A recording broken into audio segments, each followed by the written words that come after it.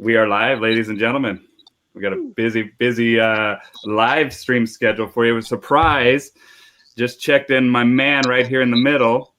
Well, actually, first off, let me tell you, we have a guy over here on the left.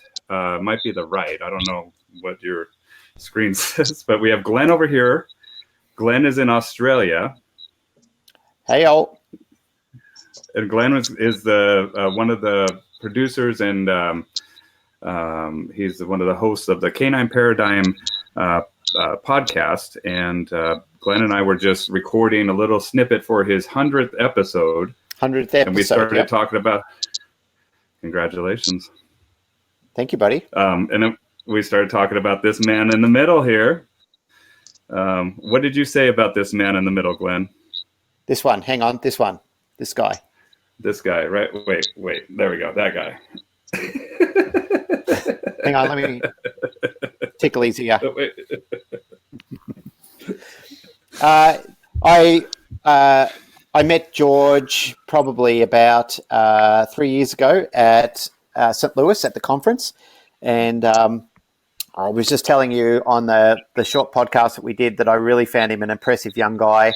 I like his attitude. I like his passion for life. And I think George has got an amazing constitution. In the short amount of time that we got to know him on the show, when we were in Florida last year, and we heard a little bit about his backstory. He's a guy that could turn around and have a lot to complain about, but rather than talk about the things that have gone wrong in his life, I find George to be one of these people who talks about what's going right in his life. So I've got an immense amount of respect for him. He's really trying to turn things around, and he's trying to make something grand of himself. And like I said, I think we owe it to ourselves and to the industry to help people like George get a leg up and, listen to them and mate, please keep doing what you're doing. You're doing a fabulous job. So George, who the heck are you? Well, hey, howdy. I'm George the Dog Trainer. That's my website and my social media. Everything is George the Dog Trainer. I'm based out of Orange County, California, which is about 20 minutes north of Disneyland. I do puppy socialization. I do puppy group classes, basic obedience, and I actually do more advanced socialization and rehabilitation of dogs with pretty severe issues through pack walks and small group off-leash socials. I have my own personal dog who's in the background being a little bit of a demon monkey. She's in the ice chest down there.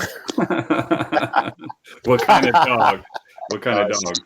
Is a 1.5-year-old Australian cattle dog, and she's really the magic. She rides on my motorcycle with me in a box that I've built for her, and she is just incredibly mentally sturdy and patient, and I love her a lot. When I first met you, George, it was at another IACP conference, and you were talking about your upbringing. Would you mind mentioning a little bit about your history as a child, where you were born and raised, and how you got into working with dogs?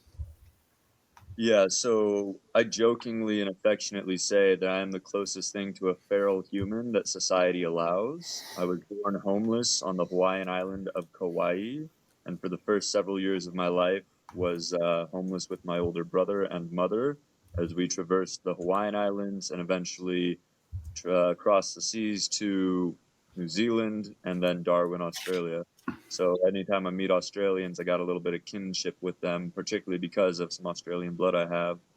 And unfortunately, my mother made poor choices in her life and got involved in things that were very unhealthy. And so in my 5th year of life, she overdosed in front of my brother and I, and we were taken by Child Protective Services back to the United States, to California, where she had family, and we had a better chance of getting adopted. My brother and I got adopted by middle-class white people who were not qualified to take on children with as many issues as my brother and I would have. Through my teenage years, I was quite troubled, rebellious, kicked out of the house a lot, started drinking, smoking weed, and my brother got into heavier drugs. So my parents sent me to a wilderness therapy program where I spent 105 days in the Utah desert with no tent or no cabin. That was really powerful for me, helped me self-actualize. And when I came back, I got on a better path, started at Petco as a cashier, and I saw a dog trainer there, learned how to train dogs using positive reinforcement. I'd always had dogs in my life, but I never realized what they could be.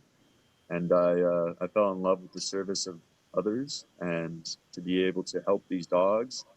I went through a lot of the same struggles that I see these dogs going through. You know, like I had oral fixations where I would chew the hems off my shirt, anything rubber. So as I grew and developed, I learned how to heal myself. And it started with physical and then mental and then emotional and now social. And it's really shaped the way that I interact with dogs. And I feel like I come at it with such a unique and comprehensive understanding of trauma that, like, I see a dog and I'm like, oh, you're just hurt or you're just scared. And so now I'm working really hard with a few local cities, and I'm offering socialization events through the mayor of Placentia at a city, trying to get them to give me a dog park, because I think one of the most beneficial things is socialization. And I think I'm going to put dog park rangers on the map. I think I'm going to make that a thing. Dog park rangers, like, talk to me more about that. I'm intrigued because I've told people, like, you know, that whoever made these dog parks has love in their heart, and I get it, because but just like what Chad Mackin calls, or what I've heard him refer to them as, is diseased fight clubs. Mm-hmm. So, you know, I believe that the only way to really know a problem is to live it, right? Like, the people that are building and creating the dog parks are so far removed from the dog parks. And I've done a lot of training in parks. I've been bit really bad in a dog park because I saw some dog being impolite and I said, please stop. And he didn't like that. Yeah. So my whole approach and what I'm trying to do is I'm trying to go to city and government officials and be like, look, I'll come out here for free and I'll just point out what is appropriate socialization or not. And hopefully your students or your people that are going, like, take that and run with it. And if not, like, I'm doing what I can. But I think everybody at a dog park struggles because they don't know what they are allowed to do or not, right? Like, I've seen some guy straight beating on his dog at a dog park. And of course, I'm 6'2" and fairly confident, so I'll approach him. But like your average suburban mom isn't going to. And then there's dogs that are doing the same thing to other dogs where they're just beating on dogs. And it's because no one there has any authority to say, hey, your dog's an asshole, fix it or leave. And I mean, that sentence alone would solve a lot of problems. But because we have no authority there, it's strugglesome for your civilian population. So getting some form of city or government endorsed or approved professional in there, I think, is a major step in actually doing something beneficial for the dog parks, because I want to affect social change, and it's going to start in small communities and ideally expand outwards. But you have to do it first, right? So I have to do proof of concept. I have to get into the dog park, and I just have to do it and start helping people and dogs. Do they have dog parks in Australia, Glenn? Yeah, we do have dog parks.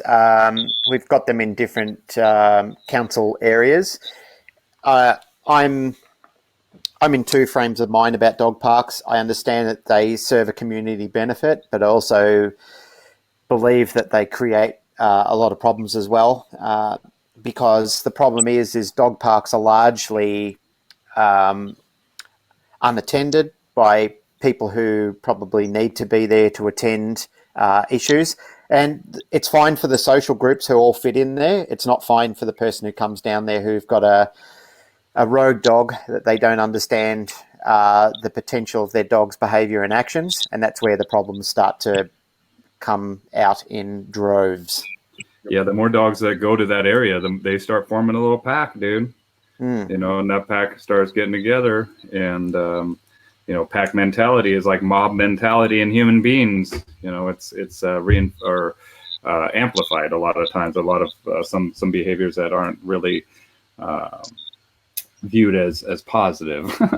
Well, one thing that I always advise people to do as well is don't take young puppies down to dog parks. If you're going to take dogs to dog parks, make sure that you've got a strong dog that if anything aversive is to occur, that dog can overcome it. You know, it has the mental and physical fortitude to be able to overcome the issue. Yeah. Well, mental fortitude too, because if you bring a dog to a volatile area and they're hurt in your presence, that could jeopardize your relationship with them as well. because Exactly. they have a lot of trust that not only are you going to watch over them, but you're going to protect them as well. And when you're right there, and then boom, they get hurt or something happens, posturing, so many things that happen in these dog parks.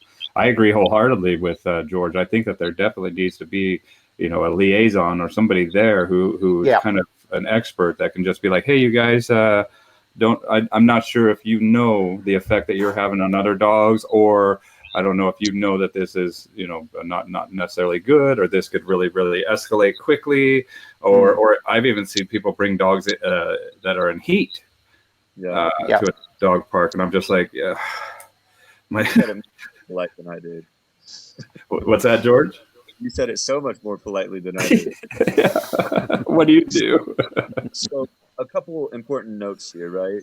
Like the problem isn't necessarily the behavior, right? The problem is the lack of public understanding of what is or is not appropriate or acceptable, right? Yes. So it doesn't have to influence the human population, because social pressure will do its job if we get enough people to understand what is right, right? If the norm becomes this good thing, then the outlier of the bad behavior becomes a type of social pressure. So it's going to start with generational change. And something that I'm doing to approach that is I'm doing every career day opportunity that I get. I'm trying to get like the kids that are coming up to understand that you can be a dog trainer. That's like a job you can have. And Yes. there's a way to do it right and proper where you're not, I mean, nothing against Petco trainers. I got my start there, right? But like, there's limited capacity. Politically correct. That's what I call it. Politically correct, form of training. I mean, and Christopher Fraze, he said something that I just, it stuck with me, man. He's like, putting a dog through these courses like Petco and stuff is like putting a dog through a Fortune 500 human resources department. Exactly. And so another note on socialization, because I believe in it so heavily, I've done something super simple that has been massively beneficial, and it's mostly because I enjoy it.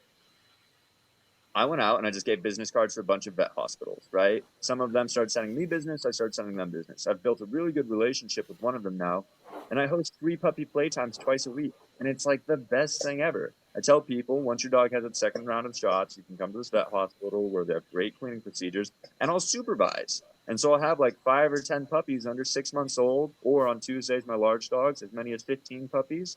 And man, it's just magical. I'm taking dogs, and it's like, if you socialize the dog well and the dog understands just how to be, you barely even need training. It's Jay's whole social responsibility thing. Like you can teach these kids to be socially responsible, and then it doesn't need to be locked in a sit stay the whole time. Well, and that's what I see with a lot of these classes that I've just gone and shadowed is like the people, they think that they need to go and reward that sit stay with the treat. And then all the rest of the dogs are now chasing that person for the treat. And I'm like, no, no treats, no nothing. I'm like, people talk to people. Dogs are talking to dogs. If something goes wrong, then we'll get in there. But a lot of times I think that they need to helicopter parent these dogs, and it's just like, they're going to learn on their own, I make them be behind a glass chest high wall. Oh, no, you're not allowed to be in here. Yes. And explain the term helicopter parent, Bill. It just means like just being too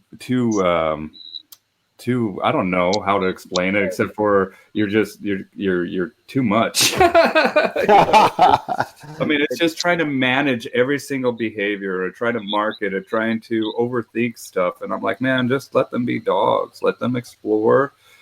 Let them experiment and see what the consequences are with other puppies. I mean, just like we were talking about, we're not putting puppies in with adults. Just because it's just not a bad thing, or it's a bad thing to do. It's not ideal for that puppy, because those puppies, when they're playing with puppies, and I compare it to when we were young and we would go and play tag on a playground or play hide and seek. But now that we're older, we'll go out and meet for coffee, just hang out, where the kid is going to think that us sitting there with coffee is boring. It's boring as all heck, Hovering. Thank you, Adrian. Hovering. I guess that's what a helicopter does, hover. Yep, that makes sense. For your puppy, it'd be really weird if every time you went to go hang out with your friends, like your mom was there with you, or if like you tried to go on a date and your mom's just there the whole time giving you input, being like, put your arm around her. Like micromanage. it's not beneficial. Like the best thing to do there is try and fail. And like I think the biggest thing with socialization that I tell my students is like, unfortunately, socialization is kind of sloppy. Socialization is the only way past it is through it. Like you have to just go out there with the dog as safe as you can manage and just get it around other dogs. No matter how good I am as a trainer, if the dog has issues with other dogs, it has to be around other dogs at some point. Well, Well, I think the concept of socialization needs intelligent discussion and thought at any one time. I do agree with you that puppies do need to be out there, and I don't have any issue with young puppies mixing with adult dogs. I think that's essential as well. In fact, what I try and encourage people to do is have an holistic approach to socializing their puppies in general, which means that they should experience as much about life as they possibly can. The only problem is that people do it nonsensically. So what they tend to do is they'll take their puppy out to a dog park where there's people that they can't trust and they shouldn't trust, to be the ones that are advocating how to play with a puppy, where that is not a good idea at all. What I encourage people to do is that if you're, and you've got to think about this again when we're talking about the holistic approach to it, when we're talking about the critical period of development, that puppy only has so much time, that 6 to 16 week window, where if anything adverse happens to that puppy and it's long term, then it's long term. And basically what you do is you cripple the development of that puppy by limiting the window the ceiling that puppy actually has. So let's say, for example, that we've got this much space, and then you have an interaction with another dog which is adverse. Now you've got that much space, okay? And you can't penetrate that ceiling. Once you've got to that point, that's it. Okay, it could have been there, but now because of, silly and unthoughtful actions, you've got this much space left. That's it. Yeah. And that's the shame that I see happen a lot. And that's what needs critical thought and development. And I agree with you, George. I think that, having some sort of shepherd personality attend their flock down at a dog park, thumbs up from me. Yeah. Me too. Thank you. I'm going to have to get going here soon, but I really want to... I want there to be kind of a not shift in focus, but an awareness of not just dog training, but like socialization needs to be more of a discussion, like the fact that I bring it up to people and they have no idea what I'm talking about, sometimes even professionals, right? And they have no idea, or they're not implementing it, or it's not on the radar. And I think socialization needs to be brought more to the forefront. I know a few people doing it incredibly well. Jason Vasconi over in Texas, Heather Beck, of course, in Utah, and Alex Edwards, man, he's doing some good stuff too. But there's nothing like dogs with dogs. It's my favorite thing. Yeah, we're doing interspecies relationship when we're communicating with them, but they're not. They're doing species relationship when they're communicating with each other. And we can learn a lot from just putting the dogs around my dogs too. I mean, I watch how my dogs deal with them as well, and how interested they are or how disinterested they are, how freaked out they get, Yeah, I trust Riley when it comes to other dogs more than I trust myself. Like my standard protocol for reactivity, like testing, is as long as the dog is not human aggressive, I did take that dog on a safe tool after several weeks of training. And I let Riley off leash, and I just let her run around. And she usually ignores that dog, even if it's blowing up at her, and she'll do all the work. She's magical, man. Yeah, that's a great. But she's also a cattle dog, and she's real tough. But I really appreciate you guys having me on. I have things to attend to on a Sunday night. But yeah, no worries. We'll do this again, dude. I want to do one where we do a full on live stream with you, where we do some long form and really get into some of your philosophy and experience and observations that you have during your time as a professional. Thank you, dude. I would like that a lot. Thank you, Bill. Bye, Glenn. So good to see you. See you, George. Good to see you too, buddy. All right, and I'll say goodbye to everybody here. I'll just go ahead and, Glenn, here we go. Well, Glenn, what did you think of the Georgie boy? I'm a fan of George. I appreciate him very much. I think that, as I said before, when you and I were having an interview through the Canine Paradigm, is that we really need to encourage a lot more of the, and I don't want to say this facetiously because I don't mean it that way at all, but we really need to encourage a younger generation to come up and learn things right. And in the end, we want them to be able to teach us. Yeah. You know, we want to, and it's something I encourage with the NDTF students that I'm working with is that I want to be able to learn back from them what they've learned. I want to, you know, teach them to become fishermen so they can go out and learn to develop a strategy, write that next best-selling dog training book, or be, you know, seminar presenters themselves, which I can go along to and say, wow, isn't that fascinating that, you know, look what they've gathered and brought back to the industry and how much have we benefited from it.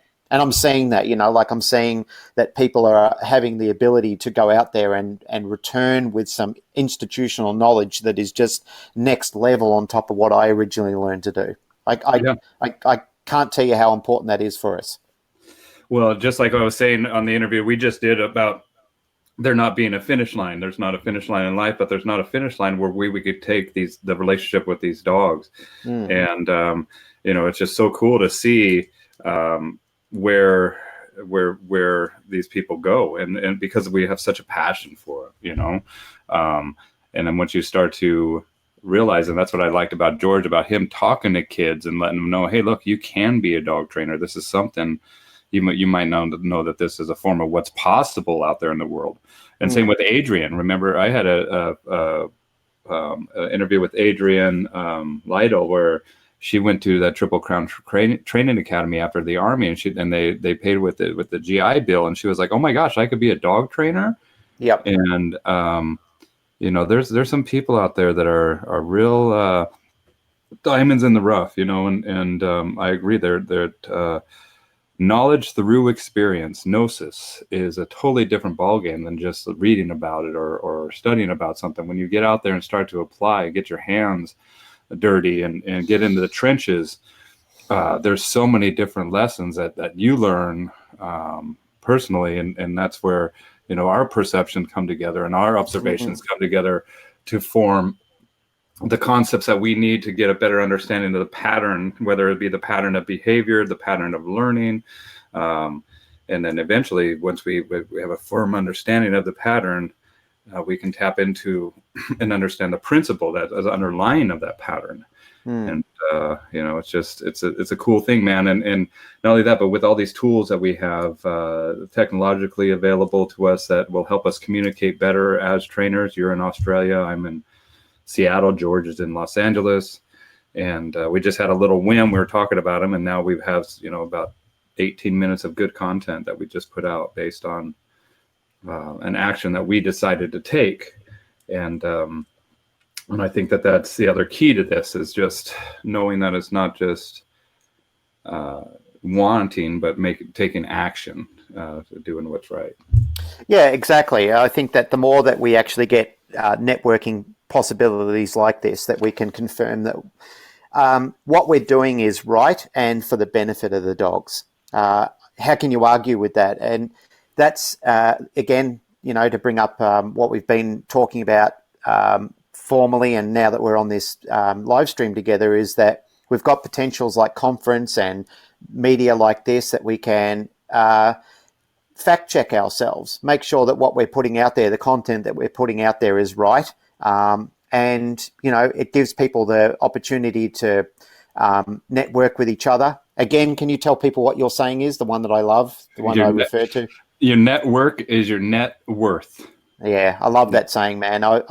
I think that applies everywhere you go, you know, your family, your business activities, your dog training communities that you're getting involved in. I mean, you know, if we're applying that, if we're thinking about that, yeah, preach it. Absolutely. Yeah, I agree. It's something she's that, in the network. You're in the network. She's in a network. Yeah. It's funny. Pat and I were saying when we came back from conference and we were sitting down that, you know, Adrian's one of these people that we've really got a lot of time for. She's an extremely passionate lady. She's really pushing boundaries in Canada. We met some amazing people over there, and we met some amazing people at conference as well. And you spoke about Adrian Little before, another amazing person who's really, you know, pushing boundaries. And that's what I like to see in people, is that they're not sitting still on these topics is that they're reaching out. They're hungry for information. They're really passionate about doing a better job, not just sitting on what they've learned, but understanding that there's so much more great information out there, and not to be perplexed by it and become overly confused by the amount of information over there, but disseminate it and realize that they can integrate it in what their teaching platforms are, is to understand that, okay, I know how to do it a certain way, but now I'm learning that there are other applications which can benefit what I already know. Yeah, absolutely, man. And that's our obligation as professionals to, once we find a better way to go that route, and sometimes we don't know what we don't know. Exactly. And that's basically what this is a big brain trust that we're forming through this technological revolution. Allows us to make our own little doggy brain neural network of just geeking out on dogs, where we can go to these conferences and talk on these podcasts. And if you don't know about the Canine Paradigm podcast, they're shooting their 100th episode, so he's got a lot of great content. Glenn and Pat do, and it's just so great to know that people are authentically doing this because they love dogs, and they've traded their lives to work with these animals so that they can leave this world benefiting them. Well, there's, as you said, mate, there's a score of impressive people out there who have really dedicated their life work, and I consider them artists because they become artistic in the way that they're learning and shaping their instruction, how they're improving the lives of people, how they're improving the relationship between a canine and a human household, You can't help but be impressed when you watch these people, because it really is an art form. It's like, when I watch you learning how to blow glass, and then I watch somebody out on a field instructing people how to train their dog, or even shaping behavior in their own dog. It truly is breathtaking stuff. I've just noticed too, there's a lady, Cynthia Huff. I'm not sure how to say her last name, but I met her. I met her at conference, and she brought her little cane corso in to the conference area. And I usually don't get to see many impressive cane corsos, and she brought a little female rein in there. And she was a wonderfully social, happy, outgoing little female cane corso, and I really appreciated getting to meet her. And I love the fact that Cynthia let me take her dog. I mean, she said to me, look, I don't trust many people with my dog, and I found that a huge honor that she allowed me to play with her dog and instruct her and to socialize with her and lead her around, and she was happy to go off and let me stay and play with her dog. And I love that. I was really honored that I was able to share that experience. Yeah. I mean, that's what's wonderful. And with many other people as well. It's terrific. Yeah, I got to handle Judith's dog that morning in the lobby of the hotel where we worked around a Great Dane that they were going to go have lunch with. And yes, that's a wonderful Great Dane too. Yeah. And it's just so cool that we can just work around each other and and that's it, man, is that I try to make the training that I do with the dogs as fluid as possible. And I've been told a few times when I've been working dogs in the stores or whatever that it's beautiful, and I take that as a wonderful compliment. Cynthia says, thank you. Thank you. But, art comes from the hand of man. So article, artificial, articulate, right? That's basically, it has to come from the hand of man. And it is an art and a science, because the hand of man, of the human, is influencing the behavior of that dog. And, there is a science to it, but then there's that intrinsic and intuitive talent that we all have that we need to listen to more often, I think, and not just listen to it, but capture it and present it. And that's where it gets vulnerable. And that's where we I mean, the salaciousness in the dog industry, because it's so, the people love, and they're so emotionally tied to these animals. I mean, it can be pretty bad. And I know why a lot of people don't put themselves out there. But, you know, it needs to happen more and more. And I think that, you know, the dogs are the proof. And that's what I tell people. Don't believe a word I say. This dog is going to tell you if I'm full of it or not. You know, it's just, absolutely. We need to listen to them. Yeah, actions speak far louder than words. And that's, you know, one of the things that I'm really impressed by is when people can actually exhibit that, like they can actually show what is capable, or what am I trying to say here? What's possible? They can actually, what's possible. That's what I'm trying to say. They can actually show what's possible. But some of the best trainers I've ever met in my life, who, you know, I've been fortunate enough to mix it up with some really fabulous people. They do two things which I really find exemplary, and that is they don't just talk about it. They understand exactly what it is, like they know their craft inside and out, and they then go and do it. So, you know, it's not enough just to know the academia by itself and to be able to quote and preach that, which a lot of people can do. However, you know, I kind of relate that, as I've said on the Canine Paradigm before, is that a lot of times it's like learning martial arts by videotape. You know, you're sort of sitting in your lounge room, kicking and punching thin air. But when you actually go to a dojo, or when you actually go into an instructional area with other people, then you realize, hey, man, I really don't know my craft at all. Yeah. These people, you know, they learn their craft really well. They pay attention to the fine detail, and then they have the aptitude to put it together to be able to translate it very, very well to dogs. And that's an impressive art form altogether. Absolutely. I mean, so sometimes it's just getting off your ass and getting out there and incrementally staging it so the dog learns the process. That's right. You know, they say showing up is 80%, right? Yeah, 100%. 100%. 100% or 80%? What? Well, let's say 80% on 100% on 80%. Yeah. And that's it, you know, just do it. Yep. And even, you know, some of these trainers that might feel a little bit shy, awkward, you know, sometimes you got to feel the fear and do it anyway. And that's the meaning of courage, you know. And yeah. Well, that's what I would like to encourage. And, you know, I've been fortunate enough to be asked to be part of the board of directors for ISCP now. So, you know, I was talking to people at conference who were a little intimidated by meeting new people and branching out and getting to say hi to people. Well, I want to encourage that. I really want to promote that. We should do a separate networking event. I like that. At ICP. See, I like that. Just like, yeah. and dude, let me run it, bro, because I'll be, yeah, well, you'd be good at running it. People like you and Duke Ferguson, you know, you guys we really both can run it. I'll have the taser on it. I'll tase them anytime I need them. We'll be down in Florida too, so those people will probably be down. I'll probably get 86. They'll be like, no tasers for Bill. Well, I did find when I first came to conference in St. Louis,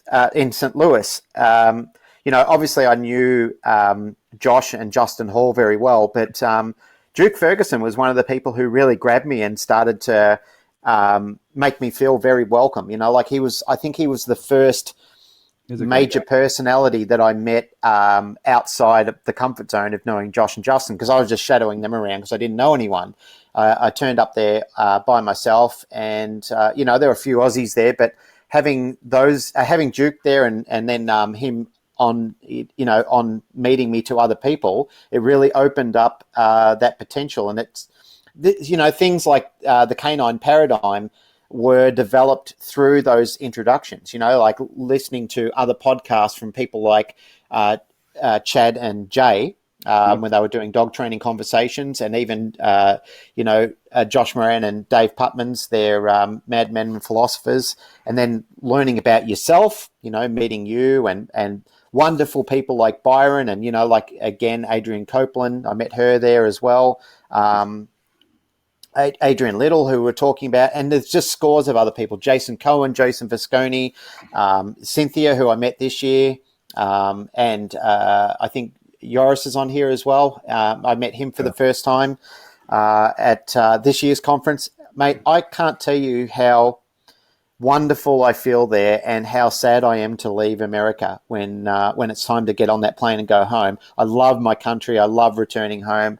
Australia has given me so much, but I also feel so appreciated and loved in America. I've met so many wonderful people there, and I know conference has that ability to create that little bubble while you're there. But it is a magical place, and I'm certainly a better person because of it.